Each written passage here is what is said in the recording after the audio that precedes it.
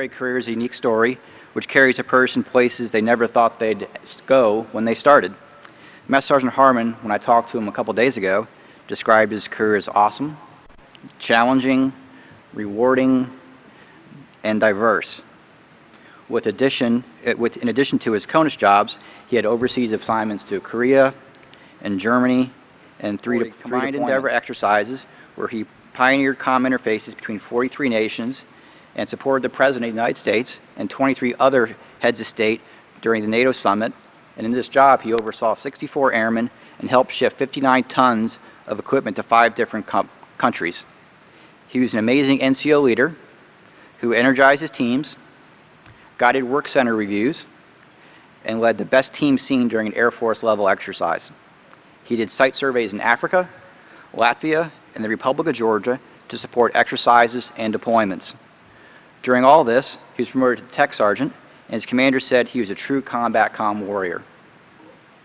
In 2007, he PCSed back to the United States to the 75th Comm Squadron at Hill Air Force Base as an NCOIC, where he saw the maintenance of the base's SIPR network for over 1,000 users. During his assignment, he deployed overseas, where he maintained a $27 million network supporting 9,000 users and expertly repaired comms and laptops, firewalls, and other key parts of our comm infrastructure to support operations.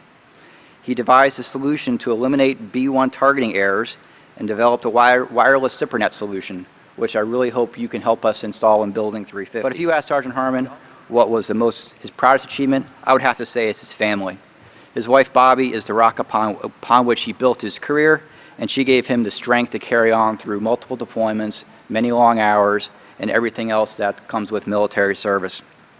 In closing, Sergeant Harmon, I want to personally thank you and your family for your 21 years of dedicated military service to the United States Air Force. You made your mark on the Air Force, and we will miss your dedicated service. Congratulations on a well-deserved retirement, and I'm very happy you decided to stay in Middle Georgia, where hopefully we'll stay in touch and see you very soon. Thank you for everything you've done.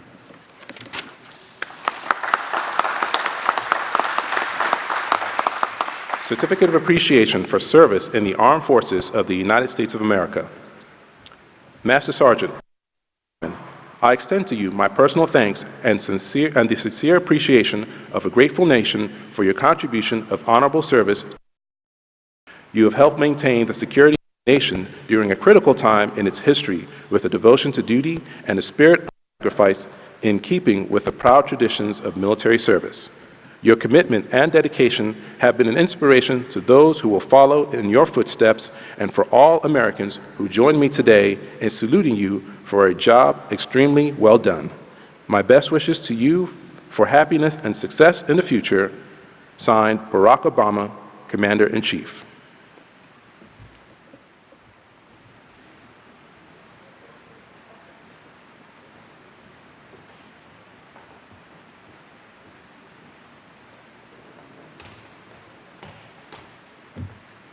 For those wondering about Bobby's traditional gift of flowers, I went the non-traditional route, and we're going to be on a cruise in about 9 days.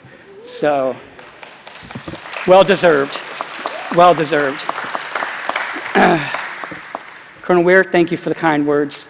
I really do appreciate it. It was kind of weird sitting over there, hearing everything I've done, when in the back of my mind the whole time I'm thinking, I'm just doing my job, sir. I'm just doing my job. So thank you for putting in perspective for me. Bobby, I love you. You've been incredible these past 20 plus years. Thank you.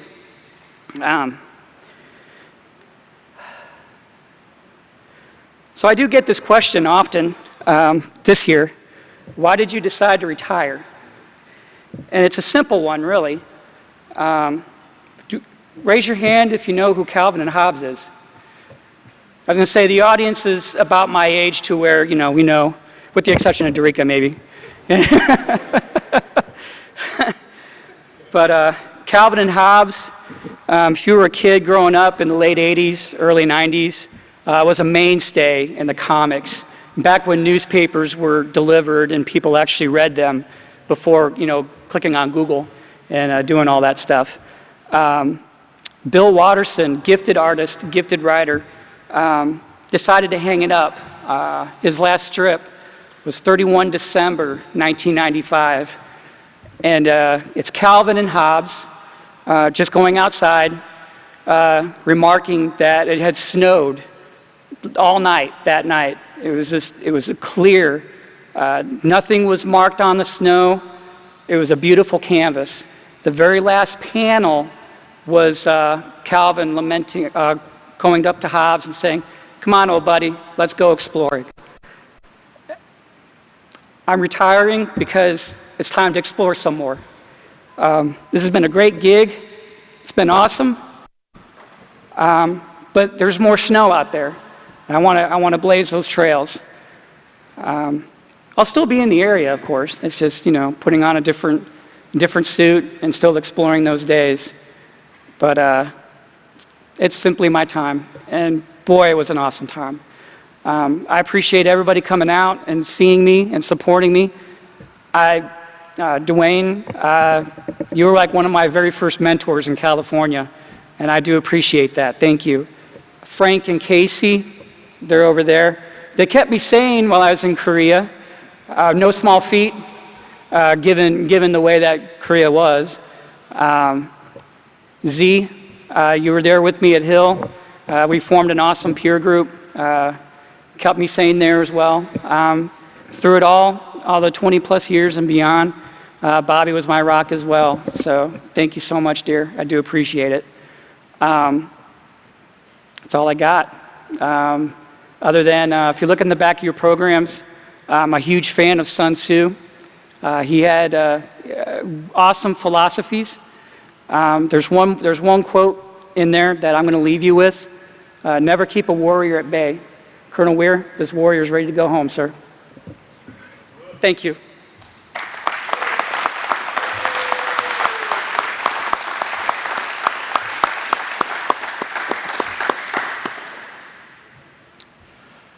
The men and women of the United States Air Force are proud to have served with Master Sergeant Michael T. Harmon and wish him success in future endeavors.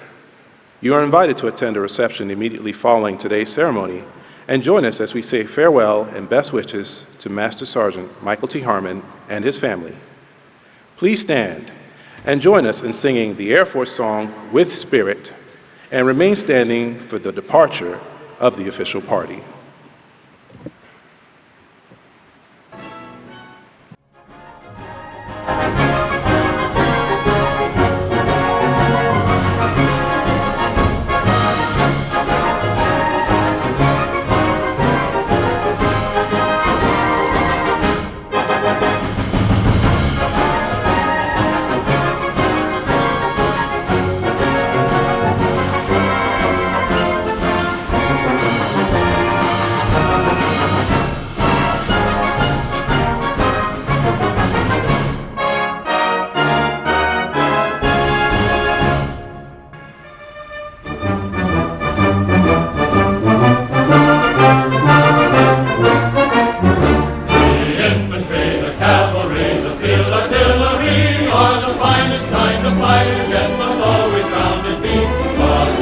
Ladies and gentlemen, this concludes our ceremony.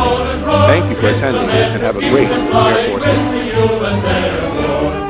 Hail to the squadron, hail to the King, hail to all the airmen with whom we proudly sing.